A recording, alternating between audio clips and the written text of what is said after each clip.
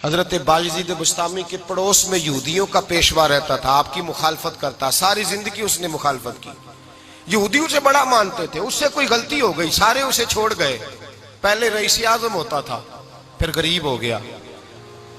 ایک دن حضرت باجزید بستامی گھر آئے تو بچے کے رونے کی آواز آئی، زوجہ سے پوچھنے لگے اس کا بچہ کیوں روتا ہے؟ تو کہنے لگی آپ کو پتہ ہے نا اب لوگ اسے چھوڑ گئے ہیں تو گھر میں دیا نہیں جلتا، بچہ چھوٹا ہے اندھیرے میں روتا ہے۔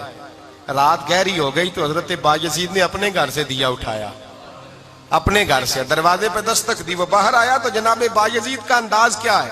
اس نے مخالفت کی زندگی بھر، انداز کیا ہے؟ باہر آتے ہی نا آپ فوراً اس کو بولنے نہیں دیا، کہنے لگے او بھائی سن لے، میں پہلے بھی آ سکتا تھا، دیر سے اس لیے آیا ہوں کہ گلیاں سنسان ہو جائیں، لوگ سو جائیں، تجھے اور مجھے کوئی نہیں دیکھ رہا ہے کہ میں ہوں دوسرا تو ہے، اور تو مجھے اچھی طرح جانتا ہے باجزید وہ نہیں کہ جو نیکی کرے گا اور دنیا کو بتائے گا، میں تیرا راز بھی رکھوں گا۔ اور بچے تو معصوم ہوتے ہیں نا، فرمایا میرے بڑے ہو گئے تیرے چھوٹے ہیں، یہ پکڑ لے دیا گھر میں لے جا، اور میرا وعدہ ہے کسی کو ساری زندگی اس نے مخالفت کی۔ وہ شخص کہتا ہے مجھے بولنے کا موقع ہی نہ دیا، دیا دے کے چلے گئے۔ اگلی شام پھر آئی، رات گہری ہوئی تو پھر دروازے پہ دستک ہوئی، میں باہر گیا، نیا چراغ، نئی بتی، نیا دیا، کہنے لگے دیکھ کوئی نہیں دیکھ رہا، میں اس وقت آیا ہوں جب تنہائی ہو، اور تو مجھے جانتا ہے میں غلط بات بھی نہیں کرتا، یہ دیا رکھ لے، میں کسی کو بتاؤں گا بھی نہیں۔ کہتے چلے گئے۔ تیسرا دن آیا تو وہ یہودی کہتا ہے میرے صبر کا بندھن ٹوٹ گیا، میں ٹوٹ گیا، ان کی نیکی نے مجھے خرید لیا، ان کے معاف کرنے نے ان کی عزت میرے دل میری روح میں بڑھا دی۔ کہتے ہیں جب دروازے پر دستک دی میں باہر آیا، انہوں نے دیا تھمایا، کہنے لگے دیکھ بھی کوئی نہیں رہا، اور تو مجھے جانتا ہے میں مصطفیٰ کا غلام ہوں، میں جھوٹ بھی نہیں بولتا، میں بتاؤں گا بھی نہیں، تیرا راز رکھوں گا۔ کہتے ہیں انہوں نے دیا تو اس یہودی پیشوا نے شور مچانا شروع کیا، کہنے لگا مسلمانوں باہر نکلو، یہودیوں باہر آؤ، عیسائیوں باہر آؤ۔ شور مچ گیا، لوگ چھتوں پہ چڑھ گئے، کیا ہوا کیا ہوا؟ کہنے لگا یہ باجزید ہے، میں یہودیوں کا پیشوا ہوں، میں نے ساری زندگی جھوٹے الزام لگائے، ساری زندگی اس کو بدنام کرنے کا ہر حربہ استعمال کیا، جو مجھ سے بن سکتا تھا میں نے کیا، پر یہ عجیب شخص ہے، یہ پرسوں بھی مجھے دیا دے گیا ہے، آج بھی دے گیا ہے، کل بھی دے گیا ہے، میں ساری زندگی اسے رلاتا رہا، اور اس نے میرا چھوٹا سا بچہ بھی میرے بچے کا رونا بھی اس سے برداشت نہیں ہوا۔ میں تم سب کو گواہ بنا کے کہتا ہوں میں جھوٹا ہوں، باجزید سچے ہیں، ان کا مذہب بھی سچا ہے، قرآن بھی سچا ہے، اسلام بھی سچا ہے، اور جس مصطفیٰ کا یہ کلمہ پڑھتے ہیں وہ محبوب بھی بڑا سچا ہے، یہ سچے دین کے ماننے والے ہیں۔ کہنے لگے میں تمہیں گواہ بنا کے مصطفیٰ کا کلمہ پڑھتا ہوں اور تمہیں بتاتا ہوں کہ آؤ سارے در رسول پہ جھک جائے۔ بھائی یاد رکھیں، سمجھیں، غور کریں، عزت درگزر سے، اب اس پر میں زیادہ بات نہیں کر سکتا، عزت درگزر سے ملے گی۔ ایک تو آپ کو عزت عاجزی سے ملے گی، تقوی سے ملے گی، عزت درگزر سے ملے گی، عزت قناعت سے ملے گی، عزت کم بولنے سے ملے گی، اور اگر زیادہ عزت لینی ہے اور عزت اتنی لینی ہے کہ چھا جاؤ دنیا میں، اگر چھا جانے کا شوق ہو نا تو پھر رب فرماتا ہے میرے مصطفیٰ کی غلامی کر لو، پھر میرے نبی کے ہو جاؤ، قل ان کنتم تحبون اللہ فاتبعونی یحببکم اللہ، فرمایا تم میرے نبی کے ہو جاؤ، دنیا بھی تمہاری اور دنیا بنانے والا خدا بھی تمہارا ہو جائے گا۔ تم میرے غلامی مصطفیٰ میں عزت ہے، رسول اللہ کی نوکری میں، اور قسم اللہ کی بڑی عزت ہے، بڑی عزت ہے، بڑا وقار ہے، بڑا پیار، بڑا حسن ہے، بڑی رعنائی ہے، بڑا ٹھہراؤ ہے۔ یار وہ جو لوگ کہتے ہیں نا میں پتہ نہیں کون ہوں، کہاں کا رہنے والا ہوں، یار نہیں لوگ پوچھتے تو کون تھا، تیری برادری کیا ہے، تو کہاں کا ہے، نہیں پوچھتے۔ تیرے لبوں پہ اگر ذکر مصطفیٰ ہے تو دنیا تیری غلام ہے، اگر تو حضور کا ہے تو پھر سارے دامن مصطفیٰ سے جو بھی لپٹا وہ یگانہ ہو گیا، اور جس کے حضور ہو گئے اس کا زمانہ ہو گیا، جس کے حضور ہو گئے اس کا۔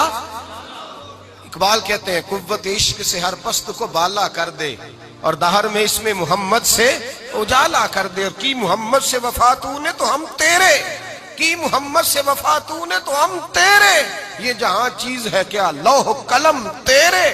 رسول اللہ کی غلامی عزت دیتی ہے، نبی پاک کی نوکری، اللہ کرے آپ بول پڑے آمین کہنا۔ نبی پاک کی غلامی عزت ہے، حضور کی غلامی. یار بندہ بالکل بے عمل ہونا، بالکل تو میری طرح داڑھی رکھ کے پگڑی باندھ کے بس میں بھی چڑھ جائے تو کئی لوگ سیٹیں خالی کر دیتے ہیں، کہتے ہیں بزرگوں یہاں آ جائیں، حضرت جی یہاں آ جائیں. تو پھر عزت کس چیز کی ہوئی؟ سنت مصطفیٰ کی ہوئی نا. پھر عزت نبی پاک کی سنت کی ہوئی نا، وقار کی ہوئی نا. ایک صاحب، ایک بچے نے داڑھی رکھ لی تو مجھے آ کے کہنے لگے حضرت جی لوگ بڑے بڑے لقب دینے لگے ہیں. میں نے کہا کیا؟ کوئی کہتا ہے حضرت صاحب، کوئی کہتا ہے قاری صاحب، کوئی کہتا ہے حافظ صاحب، کوئی کہتا ہے علامہ صاحب. تو میں نے کہا تیری موج نہیں بن گئی؟ 4 سالوں میں حفظ ہوتا ہے، تجھے مفت کا لقب مل گیا ہے. درس نظامی 8 سال میں ہوتا ہے، مفت کا علامہ بن گیا ہے. تجھے وقار نہیں دے دیا اللہ تعالیٰ نے؟ عزت. میرے اعلیٰ حضرت فرماتے ہیں عزت در رسول پہ ہے، عزت حضور کی. اور اعلیٰ حضرت نے ایک بات لکھی ہے بڑی قیمتی، اور میں نا جب کبھی پریشان ہوتا ہوں نا تو میں یہ والی بات کھول کے پڑھتا ہوں اعلیٰ حضرت کی. یہ بات ڈھارس بندھاتی ہے، ڈھارس توانائی دیتی ہے، پورا مضمون باندھا ہے. اعلیٰ حضرت کہتے ہیں بے روپیہ تھا مداری، روپ بدل بدل کے دکھایا کرتا تھا، بادشاہوں سے انعام لیتا تھا. ایک دن اورنگزیب عالمگیر کے پاس آ گیا، کہنے لگا میں روپ بدلوں گا، اگر آپ پہچان نہ سکے تو میں انعام لوں گا. آپ نے فرمایا میں کوئی ایسے ویسا بادشاہ نہیں، کہا مجھے دھوکہ دینا مشکل ہے. کہا نہیں میں روپ بدلوں گا. حضرت اورنگزیب عالمگیر بڑے نیک بادشاہ گزرے، بڑے پرہیزگار آدمی. وہ بے روپیہ کہنے لگا میں روپ بدلوں گا، آپ نہیں پہچان سکیں گے. فرمایا چل جتنا تیرے اندر زور ہے لگا لے. حضرت نے اعلان کیا کہ میں نے فوجی بھرتی کر دیں. 2 ماہ کے بعد ٹیسٹ ہوگا. وہ 2 مہینے دوڑتا رہا، رنگ روپ بناتا رہا. آیا ٹیسٹ دینے، 2-3 سپاہیوں کا امتحان لیا. اس کی باری آئی تو 10 روپے دیے. کہنے لگے تیرے آنے جانے کا کرایہ میں نے تجھے پہچان لیا ہے.